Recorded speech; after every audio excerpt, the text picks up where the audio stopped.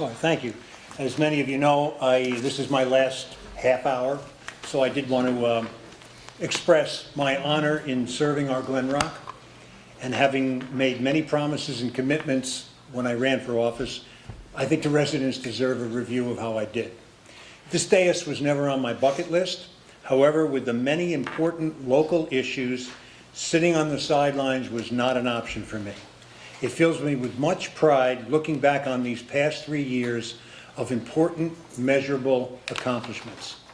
Accomplishments that could not have been achieved without the help, the support, and the dedication of a small teams of individuals. It was my pleasure and honor to work with them. Several issues deeply concern me.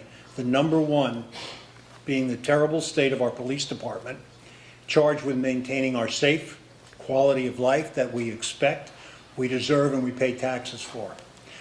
We amicably settled and put behind us over $2 million in legal fees and payouts, well publicized in the many front-page embarrassing articles in the Record and the Gazette. We have completely rebuilt the department by working with the GRPD, and as you will see, the probability of a repeat occurrence is drastically reduced. The critical first step was choosing an experienced and professional chief and then working directly with him in a fully cooperative way. A chief who immediately established a leadership environment where our officers are encouraged to be part of the solution, being the best that they can be. The GRPD now operates under clear, well-documented protocols. All members are provided opportunities to be trained, promoted, and grow professionally on an equitable and fair basis. During my term, we hired 4 full-time officers using a new process developed in cooperation with those people standing back there. They do the job every day, and they came up with the procedure. This screening process that they came up with resulted in the 4 new hires out of 200 applicants being sent to the police academy, graduating in the top 5% of their classes. Also as a critical part of this rebuilding was a more effective, fiscally responsible command structure. We reduced the number at the top, essentially flattening the structure so there's more feet on the street patrolling. Again, working with the officers, a new documented promotion process was approved, starting with written tests administered by the Independent New Jersey Police Chiefs Association, followed by extensive interviews to ultimately choose the most qualified candidates. It should be noted that succession planning is a major part of this new leadership environment.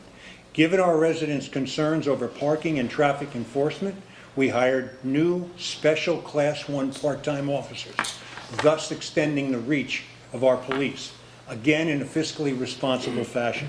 During 2018, this restructuring increased the enforcement actions almost 15-fold compared to 2017, and 88% of the parking enforcement was written by these new Class 1 officers. The new processes, all the new processes are memorialized in ordinances that will protect Glen Rock into the future. Having learned early in my career, quick knee-jerk fixes do not work long-term if they're not built upon carefully developed, solid foundation. As a result of these programs, an independent outside group assessed Glen Rock PD for reaccreditation. Glen Rock PD is now ranked in the top 40 out of 500 police forces in New Jersey. That's the top 8%. Another commitment was Glen Court's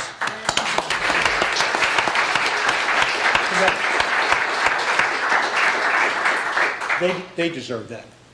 Another commitment was Glen Court Senior Housing, built in 1983. Glen Court faced a major crossroad in 2016, and if it was not handled properly, the ability to limit exclusively to Glen Rock residents would have been lost forever. The transition went forward smoothly, thus guaranteeing Glen Courts is for our Glen Rock seniors. Another commitment was to complete the Arboretum Learning Center in a fiscally responsible fashion. By voting no to a loan guarantee, the Arboretum team became highly creative designing a better quality, lower cost building compared to the original prefab option projected to cost $685,000. The new design was constructed for approximately $525,000, $160,000 less. No construction funds were subsidized by the taxpayers. In addition, several neighborhoods suffered some serious issues. One involved a rental cottage with numerous drug-related 9/11 calls and overdoses for several years. The neighborhood was in fear. They felt helpless, particularly for their children. Working with the neighbors, the police, and the landlord, the renters were evicted and the cottage upgraded. A win-win-win for all. Unfortunately, in today's litigious society, the rights of the accused often outweigh those of the victims affected. We carefully navigated this minefield for an outcome benefiting all. This experience helped my efforts to educate the community on the growing opioid epidemic by promoting several forums and public safety videos. Working with our Recycle Center team, Craig Hemke, Mary Hill, and Greg Toro, an extensive 2-year thorough analysis of the total waste generated by Glen Rock residents was published. For those interested, our 12,000 residents generate 957 pounds per person annually, and 31% of it is recycled. The main goal was to provide an accurate baseline to assess the benefits of any future environmental initiatives. In 2010, a state law governing compensation packages for elected municipal government officials was enacted. We addressed this in 2017, essentially saving in excess of $50,000 a year. As the liaison for Glen Rock TV, it's been a pleasure working and learning from these outstanding volunteers. Rick Van Rumpt, Hal Knapp III, Howard Spaeth, Andrew Bober, Bruce Kaiser, Ashley Biggs, Veronica Fall, and Joe Connick. Andrew Bober is doing the videoing right now. We now live stream our meetings on your computers and mobile devices and have expanded the borough events being covered. Taxes. They're always on the residents' radar. As a member of the borough's finance committee for over 50 meetings these past 3 years, your borough taxes increased 0.3% my first year versus a consumer price index increase of 1.3%. That's 0.3 versus 1.3. In year 2, the taxes increased 1% versus a CPI of 2.1%. And in year 3, 0.7% versus a CPI of 2.2. So therefore, over the entire 3 years, your borough taxes increased 2%, representing 1/3 of the consumer price index. A cornerstone of my belief is providing quality services in a fiscally responsible manner. These are the major commitments worked on with many individuals during my 3-year term. Accomplishing them has been rewarding, and I believe the most important commitments promised were exceeded. However, no look back is complete without noting my disappointment or my inability to get something important accomplished.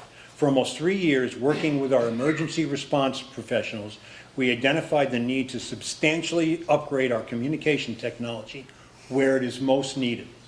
During weekdays, up to 15% of the Glen Rock population resides in the high school and middle school.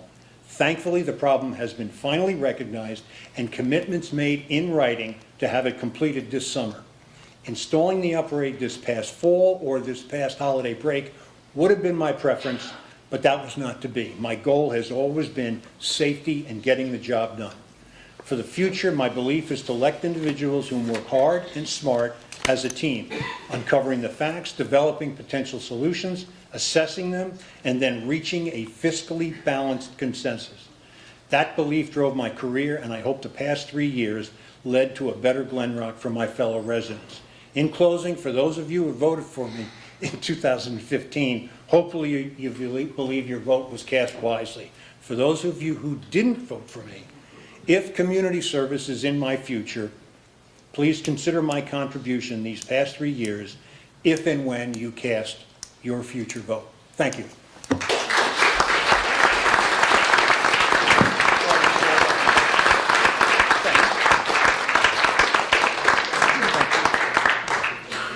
Before we move on with council comment,